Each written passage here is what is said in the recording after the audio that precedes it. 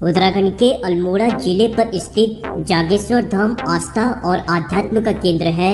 जागेश्वर अल्मोड़ा से 36 किलोमीटर दूर देवदार के घने जंगलों में स्थित जागेश्वर मंदिर एक धाम है, क्योंकि इसी मंदिर में 124 छोटे बड़े मंदिर एक ही जगह पर स्थित है, जिस वजह से इसे धाम की श्रेणी में रखा गया है। जागेश्वर धाम दो पार्ट्स में डिवाइडेड है, जहां पहला जागेश्वर में महान दंतेश्वर मंदिर स्थापित है, वहीं 1.5 किलोमीटर आगे दूसरे बड़े पार्ट में महान मृत्युंजय मंदिर स्थापित है।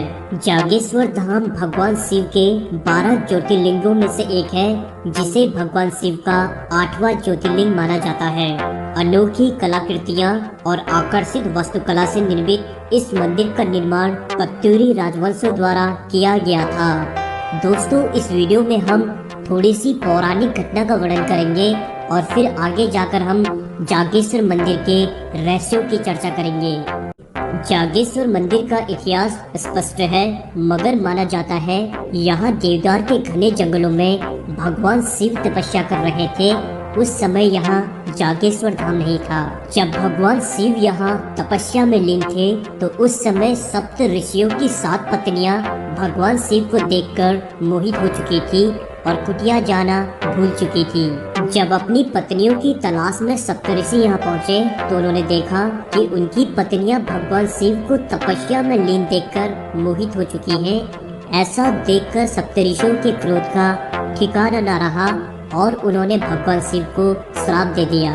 आप सभी जानते हैं कि भगवान शिव देवों के देवता हैं, जिन्हें महादेव नाम से भी पुकारा जाता है।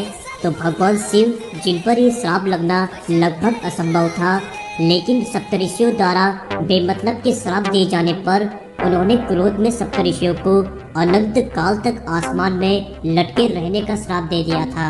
और आज तक सप्तऋषि आसमान में एक साथ चमकते हुए दिखाई देते हैं। लेकिन भगवान शिव ने सप्तऋषियों के श्राप का अनादर न करते हुए उन्होंने अपना एक रूप शिला में समा दिया था, जिसे आप दंडेश्वर मंदिर के अंदर देख सकते हैं। जागेश्वर का सबसे प्राचीन मंदिर महामृत्युंजय है।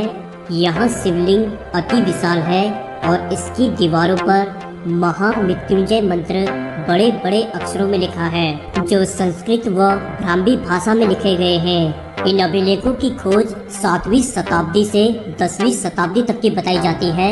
इस मंदिर में पूजा करने से मृत्यु का भय नहीं रहता है और मृत्यु अजय रहती है। माना जाता है यहीं से लिंग के रूप में भगवान शिव की पूजा शुरू हुई। पहले से जागेश्वर मंदिर की मान्यता ऐसी थी कि इस रहस्यमय मंदिर में जो भी सच्चे मन से मनोकामना मांगता था, तो उसकी मनोकामना पूरी होती थी। लेकिन बाद में लोग इस मंदिर का उपयोग गलत चीजों में करने लगे।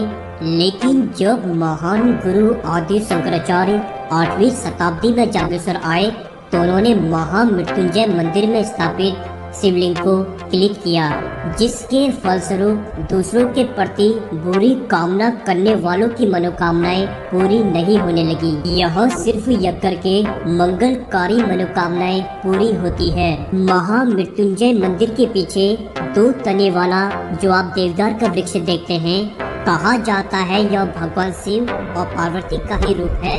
इसकी परिक्रमा करने से भी मनोकामना पूरी होती है। चलिए अब कत्यूरी राजाओं द्वारा बनाए गए इस मंदिर की बात करते हैं। कत्यूरी राजवंश ने इस मंदिर का निर्माण 7वीं शताब्दी में किया था। हैरान कर देने वाली इनकी उस जमाने की वास्तुकला है कि आखिर इन मंदिरों का निर्माण उन्होंने कैसे किया। जागेश्वर धाम के मंदिरों को अगर हम देखें, तो यह मंदिर ईंट सीमेंट के बजाय पत्थरों और शिलाओं को प्लेट नुमा काट कर बनाए गए थे। आश्चर्य तब होता है जब उस जमाने में आज की तरह मशीनें नहीं हुआ करती थी, तो इतने सटीक प्लेट नुमा पत्थर उन्होंने कैसे काट दिए और साथ ही उन्होंने मंदिरों को भी इतना सटीक डिजाइन कैसे दिया। इतने बड़े विशाल मंदिरों का निर्माण उन्होंने बिना किसी मदद के कैसे किया। साथ ही विशाल मंदिरों में उकेरी कलाकृतियां और भी हैरान करती हैं। इतिहासकारों का मानना है कि कत्यूरी राजवंश एक ही रात में मंदिरों का निर्माण कर देते थे और ये लोग रात के समय ही अपना कार्य करते थे, ताकि कोई और उन्हें देख न सके। आखिर वे लोगों से छुपकर ऐसे कार्य क्यों करते थे, ये भी एक रहस्य की ओर संकेत करता है। साथ ही इनके बनाए मंदिर आज के मंदिरों से भी काफी अलग रहते हैं और इनके बनाए मंदिर अन्य मंदिरों की अपेक्षा अलग और इतने प्राचीन काल से वर्तमान समय तक भी टिके हुए हैं। यदि आप जागेश्वर धाम के अन्य मंदिरों का साइज देखें तो वह दिखने में इतने छोटे हैं, जिससे यह मानना गलत नहीं होगा कि कत्यूरी राजवंश के लोग कद में छोटे रहे होंगे। जागेश्वर धाम में उन्होंने कुछ मंदिर ऐसी सीध में बनाए हैं जो ब्रह्मांडीय पिंडों पर आधारित है, जो किसी रहस्य की ओर संकेत करता है। इस धाम में केदारनाथ मंदिर के साथ साथ अन्य ऐसे कई मंदिर हैं जिसे देखकर सच में आश्चर्य होता है कि आखिर उन्होंने ये मंदिर क्यों बनाए। क्या वे भगवान की स्थिति को पकड़ सकते थे?